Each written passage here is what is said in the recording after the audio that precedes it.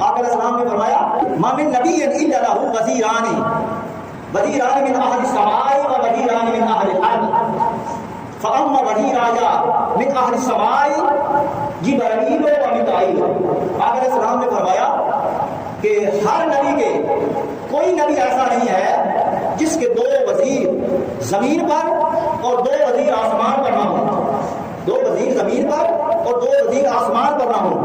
آقا علیہ السلام نے فرمایا اما وزیرایا من اہل السماء فجبریل و میکائیل، آسمان پر میرے دو وزیر جبرائیل ہیں اور میکائیل ہیں۔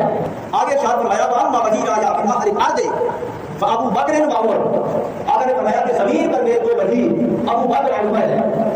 اب سیدنا صدیق اکبر کو اور سیدنا فاروق اعظم رضی اللہ تعالیٰ عنہ کو اللہ تعالیٰ نے آقا علیہ السلام کی حکومت مصطفی کے وزارتیں عطا فرمائی، اور حضرت جبریل امین کو اور حضرت میکائیل علیہ السلام کو آسمانی وزارتیں عطا کی گئی۔